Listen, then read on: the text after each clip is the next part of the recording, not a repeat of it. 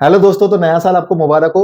मैं भगवान से यही प्रे करूंगा कि आप हमेशा हेल्दी रहें और जो आप पैसा कमा रहे हैं उससे और ज्यादा पैसा कमाएं। पूरी दुनिया में शांति बनी रहे और हमारा देश जो है वो खूब ज्यादा तरक्की करे। देखिए 2025 आने वाला है, तो लगातार मेरे पास जो है वो कमेंट्स भी आ रहे हैं, ऑनलाइन लोग कॉल भी कर रहे हैं। और जो मेरे ऑफिस में क्लाइंट्स आते हैं उनका एक ही क्वेश्चन है कि सर 2025 में जो है वो अपने पैसे को हम लोग कहाँ इन्वेस्ट करें जिससे ज्यादा से ज्यादा उनको रिटर्न मिले। वो कहते हैं सर एफडी में इन्वेस्ट करना चाहिए या फिर एसआईपी करना चाहिए, एलआईसी में करें या गोल्ड में करें या कहीं प्रॉपर्टी लेके डाल दें या फिर जो है पीपीएफ में करें, तो कहाँ पे हम लोग को इन्वेस्टमेंट करना है जिससे मुझे ज्यादा से ज्यादा रिटर्न मिल जाए। तो आज इस वीडियो में मैं आपको 2025 में कि कैसे आप ज्यादा से ज्यादा जो है वो रिटर्न कमा सकते हैं, आज मैं इसी पर डिस्कस करने वाला हूं। मैं हूं अकाउंटेंट अंकित सक्सेना। तो नए साल की एक बार आपको और बधाई। तो तो चलिए टॉपिक पे वापस आते हैं। देखिए हर एक व्यक्ति ये चाहता है कि वो जो भी इन्वेस्टमेंट करे किसी भी फॉर्म में, तो वो चाहता है कि ज्यादा से ज्यादा रिटर्न आ जाए, 20%, 25%, 30%, 50%। लेकिन आज मैं आपको ऐसा इन्वेस्टमेंट बताने वाला हूं कि आप उसमें बहुत ज्यादा पैसा आप कमा सकते हो। वो इन्वेस्टमेंट कहाँ करना है आपको? तो वो इन्वेस्टमेंट आपको खुद करना है, अपने ऊपर करना है। अब आपको समझ में नहीं आ रहा होगी सर ये कैसे होगा, कैसे पॉसिबल होगा। देखिए तो चलिए मैं अच्छे से आपको एक्सप्लेन कर देता हूं कि कैसे आपको खुद पे इन्वेस्ट करना है। देखिए अगर मान लीजिए आप किसी कंपनी में काम कर रहे हैं और आपकी सैलरी जो है 15-20 हजार है, तो आप सोचो कि मेरी शॉर्टकट हम यूज कर लें और एक अपर पोस्ट पे पहुंच जाए। तो भाई सफलता का शॉर्टकट तो नहीं होता है। आप पता चले शॉर्टकट मारोगे तो वो इलीगल तरीका हो सकता है जिसमें आपको प्रॉब्लम भी बहुत ज्यादा हो सकती है। तो आपको क्या करना है कि आप जिस किसी भी कंपनी में आप मान लीजिए काम करते हैं और आपको 15-20 हजार सैलरी मिलती है और वहां पे कोई ऐसी अपर पोस्ट है जहां पे 1 लाख 1.25 लाख रुपए तक जो है वो सैलरी मिल रही है, तो आपको क्या करना है कि जो भी आपकी अभी स्किल्स हैं, भाई आपकी स्किल्स 15-20 हजार रुपए की, तो शायद आपको इसी वजह से 15-20 हजार रुपए मिल रहे हैं। तो आपको क्या करना है कि जहां पे 1 लाख रुपए जिसको मिल रही है तो उसमें कितनी ज्यादा स्किल्स हैं, कोई स्पेशल कोर्स करना पड़ेगा क्या? तो आप वो कोर्स कीजिए। अब आपका कोर्स मान लीजिए 3-4 साल का हो, तो आप कहोगे सर वो तो भाई रेगुलर कोर्स है, मुझे तो जॉब छोड़नी पड़ जाएगी। तो आपको क्या करना है कि मान लीजिए 15 हजार है आपकी सैलरी, तो आपको छोटे छोटे कोर्स करना है जिससे आप 20 हजार, 25 हजार, 30 हजार तक पहुंचो। फिर आपके पास क्या है, कॉन्फिडेंस बिल्ड होगा। आप स्किल्स को सीखिए। 1 साल हो सकता है कि आपको कोर्स करने में लग जाए। आप कोर्स कैसे करना है? तो आप ऑनलाइन कोर्स कर सकते हो। ड्यूटी की आपकी कंप्लीट हो, मान लीजिए 10 से 5 आप ड्यूटी करते हैं, तो उसके बाद जो है वो 5 बजे के बाद कहीं ऑफलाइन कोचिंग आप जा सकते हो। कंप्यूटर में मान लीजिए अपने आपको स्किल्स बढ़ानी है तो कंप्यूटर में स्किल्स बढ़ाइए। या कोई मार्केटिंग का है तो कैसे में बोलना है, कैसे कम्युनिकेशन करना है, कैसे स्किल्स सीखनी है। तो ये सब चीजें सीख के जो है वो आप अपनी सैलरी को बहुत ज्यादा इंक्रीज कर सकते हैं। हो सकता है कि आप कहीं पे एफडी में डालो पैसा, 7%, 8% आपको रिटर्न मिल जाए।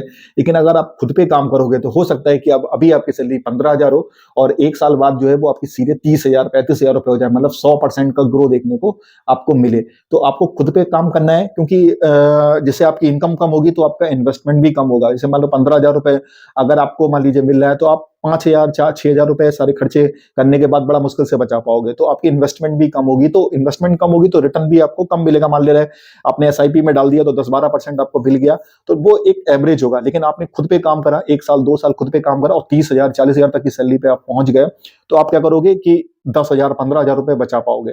तब आपके रिटर्न भी जो है वो ज्यादा हो जाएंगे और आपको अननेसेसरी जो है वो कोई चीज परचेज नहीं करनी है जब तक आपको नीड ना हो। मैंने देखा कि कई लोग क्या करते हैं कि फोन वगैरह जो है वो बहुत ज्यादा परचेज कर लेते हैं लोन लेके या उधार लेके। तो ये सब आपको जो है वो शुरू में नहीं करना है।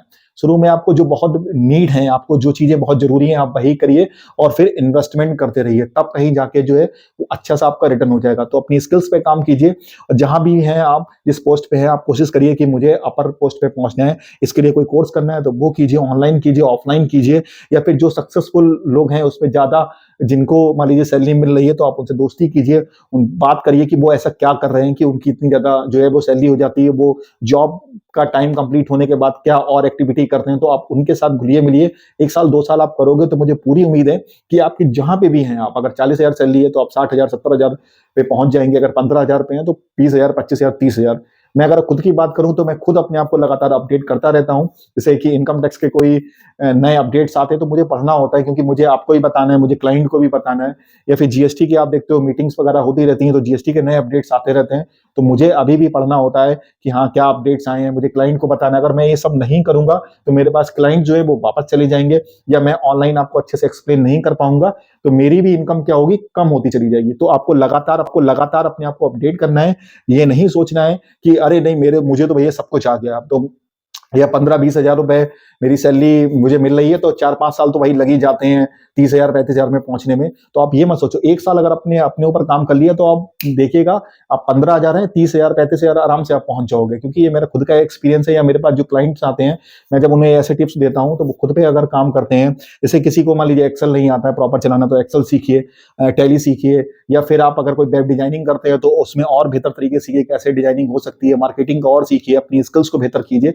तो आपके पास प्रॉपर जो है वो कस्टमर्स बढ़ते रहेंगे, और आपका जो मान लीजिए मैनेजर साहब हैं वो देखेंगे कि हाँ भाई इस बंदे में दम है, तो वो आपकी सैलरी, नॉर्मल बात है, ज्यादा कर देंगे आपकी। अगर वो नहीं कर रहे हैं तो आप कहीं दूसरी जगह अप्रोच कर सकते हो, तो वहां सैलरी आपकी इंक्रीज हो जाएगी। तो आज मूल मंत्र यही है कि आप खुद पे काम करिए, वो सबसे ज्यादा आपको रिटर्न देगा। खुद पे जो भी आपकी नॉलेज होगी, उसके बाद जब आपकी ज्यादा सैलरी हो जाएगी तो आप चाहे उसको फिर आप कहीं भी आप इन्वेस्ट कर सकते हैं। वो मैं धीरे धीरे आपको बताता रहूंगा कि कहाँ पे आपको थोड़ा सेफ जगह लगाना है, थोड़ा रिस्की जगह लगाना है, तो मैं आपको बताता रहूंगा। तो चलिए बात कर लेते हैं बिजनेसमैन की। देखिए काफी मेरे पास क्वेश्चंस आते रहते हैं और क्लाइंट्स मेरे पास आते हैं, तो वो यही बोलते हैं कि सर मेरा जो है वो सेल जो है वो कम हो रही है, तो कैसे उसको इंक्रीज करें। आज मैं आपको कुछ टिप्स देने जा रहा हूं, और ये टिप्स अगर आप फॉलो करोगे तो मुझे पूरी उम्मीद है कि आपकी सेल जो है वो बहुत ज्यादा हो जाएगी। देखिए पहली टिप क्या है कि मैंने कई लोगों को अनुभव किया है कि मान लीजिए कि दुकान पे कोई कस्टमर गया और उस समय कोई चीज उसने डिमांड करी, मान लीजिए कोई अच्छी जींस की डिमांड करी, और वो जींस उनके पास उस समय नहीं है, तो वो कहते हैं कि ठीक है जब आएगी तो आपको बता देंगे। और वो क्या करते हैं कि कस्टमर का ना ही फोन नंबर नोट करते हैं, ना ही वो इतना इंटरेस्ट दिखाते हैं। वो सोचते हैं कि जो मेरे पास सामान रखा है वो ही चलो जो बिक जाए।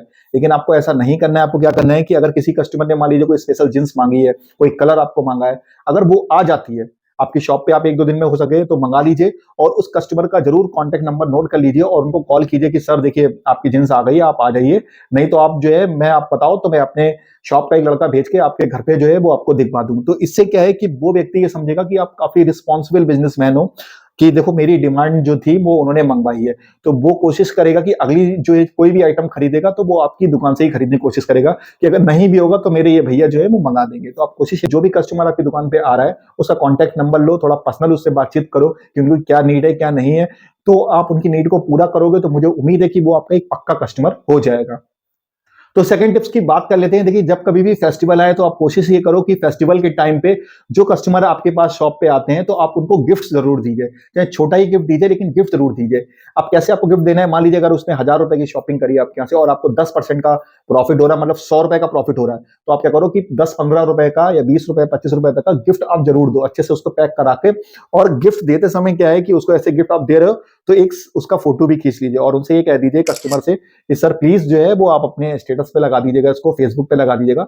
तो उसके जितने भी और मतलब जानने वाले हैं, अगर वो लोकल के हैं तो जरूर आपसे कांटेक्ट करेंगे कि चलो भाई गिफ्ट मिलेगा वहां पे और शॉपिंग भी कर लेंगे। तो आपकी सेल जो है वो बहुत ज्यादा इंक्रीज हो जाएगी, क्योंकि गिफ्ट्स के चक्कर में देखिए लेडीज काफी अट्रैक्ट होती है कि भाई गिफ्ट मिल रहा है, बच्चे जो है वो काफी अट्रैक्ट होते हैं, तो आपकी जो है सेल जितनी होनी थी उससे ज्यादा हो जाएगी। मैंने काफी शॉपकीपर्स को आइडिया दिया लेकिन कुछ ने इसको इंप्लीमेंट किया। तो कुछ लोग ये कहा कि हाँ सर मंगा लेंगे, थोड़ा उन्होंने आलस किया।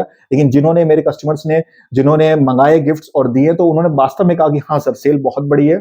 और उन्होंने जब इसको स्टेटस पे लगवाया फोटो वगैरह के, तो कई लोगों ने देखा, तो जो नए कस्टमर भी उनसे जुड़े। तो आपको ये जरूर करना है कि फेस्टिवल का वेट करना है, पहले से प्रिपरेशन करके रखना है कि भाई गिफ्ट कैसे क्या मंगाने हैं। मैं ये नहीं कर रहा हूँ कि आप घाटा करके दे दो, जितना भी आपका प्रॉफिट हो रहा है, 100 रुपए प्रॉफिट हो रहा है तो 20-30 रुपए तक का गिफ्ट दे दो, आप उसी में वो लोग कस्टमर हमारे खुश हो जाते हैं। तो जरूर ये इंप्लीमेंट कीजिएगा। देखिए चौथी टिप्स क्या है कि आपको बहुत ज्यादा ईमानदार रहना है। कैसे ईमानदार रहना है, मान लीजिए कि किसी की जो है वो खाने पीने की दुकान है और कोई कस्टमर चढ़ता है, तो आप अगर मान लीजिए आपको कोई चीज खाने वाली जो है वो खराब हो जाती है, तो आपको कस्टमर से बोल देना है कि भाई ये चीज खराब हो गई है, ये जो है वो हम बेच नहीं रहे हैं।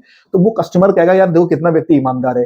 या फिर आपकी गारमेंट्स की कोई दुकान है तो आप बोल सकते हो कि भाई ये सस्ता कपड़ा है, इसका रंग निकल सकता है, भाई ये गारंटी मैं इसकी ले नहीं रहा हूँ लेकिन सस्ते में दे दूंगा आपको।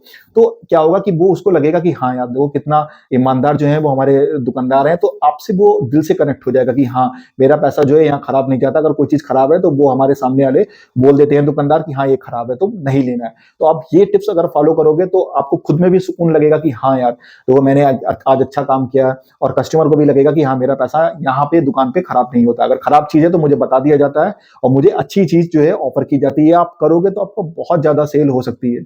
देखिए नेक्स्ट टिप्स की अगर बात करें तो काफी दुकानदार जो है मैंने देखा है कि उनके पास ऑनलाइन सिस्टम नहीं है पैसा लेने का, मतलब जीपे या फोन पे उनके पास है नहीं। तो मैंने पूछा, जैसे एक दो बार मुझे खुद ही चीज खरीदनी थी तो मेरे पास जो था वो नॉर्मली मैं ज्यादातर जीपे फोन पे या पेटीएम वगैरह का यूज करता हूँ।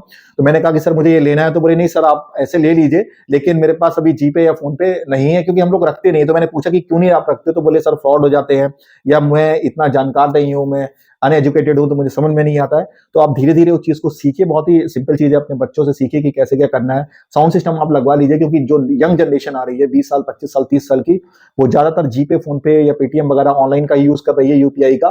तो आपको बिक्री आपकी जो है वो डाउन हो सकती है, पता चले उनको बहुत पसंद आई और आप भी उनको नहीं जानते, तो आप भी नहीं उधार कर रहे हो और वो लोग उसको परचेज नहीं कर पा रहे हैं। तो आपको क्या करना है, यूपीआई से कनेक्ट होना है। जितना जल्दी हो जाएंगे उतना सेल आपकी जो है और ज्यादा इंक्रीज हो जाएगी। तो लास्ट टिप्स जो है वो सबसे ज्यादा फेवरेट है मेरी। आपको क्या करना है कि जब भी आप दुकान पे जाएं या फिर आपके सामने जब कस्टमर आपके सामने आ जाए, तो आपको बहुत ज्यादा हम्बल रहना है, विनम्र रहना है और चेहरे पे थोड़ी सी जो है वो स्माइल रखना है, जिससे जब आप कस्टमर से कम्युनिकेट करेंगे, बातचीत करेंगे, तो उसको लगेगा कि हाँ भाई ये शॉपकीपर जो है वो बहुत अच्छे से बात करते हैं। तो हो सकता है कि वो एक चीज की है, दूसरी चीज भी है, साथ ही साथ खरीद ले और हमेशा आपके पास आए कि भाई इनका नेचर जो है बहुत अच्छा है। आपको प्यार से बात करना है क्योंकि आपकी शॉप पे मैं मान सकता हूँ कि कुछ लोग जो है वो अजीब से बोलते होंगे, लेकिन आपको उनसे भी रिएक्ट करना है, ऐसे पोलाइटली बात करनी है, हम्बल बात करनी है। मेरे पास कई ऐसे कस्टमर्स आते हैं तो कभी कभी वो मान लीजिए अजीब नेचर के होते हैं, लेकिन मैं कोशिश ये करता हूँ कि बहुत पोलाइटली बात करूँ उनसे। तो धीरे धीरे कोशिश करता हूँ कि उनको अपनी बात को समझा पाऊँ। आपको गुस्सा नहीं होना है क्योंकि बिजनेसमैन अगर गुस्सा होगा, झगड़ा करेगा, तो वो अपना बिजनेस अच्छे से रन नहीं कर पाएगा। मैंने कई ऐसे दुकानदार देखे हैं, वो कस्टमर से सीधा बोल देते हैं भाई तुम नहीं खरीद पाओगे तो कहीं और से देख लो जाके, या फिर तुम्हारे पास इतने पैसे नहीं है। तो वो क्या है, कस्टमर को थोड़ा सा हर्ट करता है, उसको खराब लगता है क्योंकि आपको लग रहा है कि मैंने एक कस्टमर जो है वो मना कर दिया है, लेकिन हो सकता है उसके पीछे 4-5 कस्टमर और आ सकते हैं। हो सकता है वो किसी को बताता, वो किसी को बताता, तो 4-5 कस्टमर आपके और आ जाते। तो आप कोशिश ये करो कि पोलाइटली बात करो कि भाई अभी मेरे पास ये चीज नहीं है, आप बाद में आके देख लीजिएगा, मैं या फिर मैं आपको इन्फॉर्म कर दूंगा। बहुत ही पोलाइटली आपको बात करना है। जितना आप पोलाइटली कस्टमर से बात करोगे तो आपके पास ज्यादा से ज्यादा कस्टमर्स आएंगे। और कई मैंने ऐसे दुकानदार भी देखे हैं जो बहुत ही पोलाइटली बात करते हैं और हंस के बात करते हैं, तो उनके पास भाई भीड़ ही भीड़ रहती है कस्टमर्स की। तो ये भी बेसिक बेसिक छोटी छोटी चीजें हैं, अगर आप इनको फॉलो करोगे तो मुझे उम्मीद है कि आपकी जो सेल है, बिक्री है, वो आप बहुत ज्यादा इंक्रीज कर लोगे। आपको खुद लगने लगेगा कि हाँ ये 5-6 चीजें मैंने अभी बताई हैं, काफी एक्सपीरियंस से बताई हैं, क्योंकि मेरे पास क्लाइंट्स जो ज्यादातर बिजनेस में नहीं आते हैं, तो मैं उनसे बात करता हूँ या फिर मैं खुद मार्केट में जाता हूँ तो मैं ऑब्जर्व करता हूँ कि कहाँ पे गैदरिंग ज्यादा है, क्या उन्होंने ऐसा कर रखा है।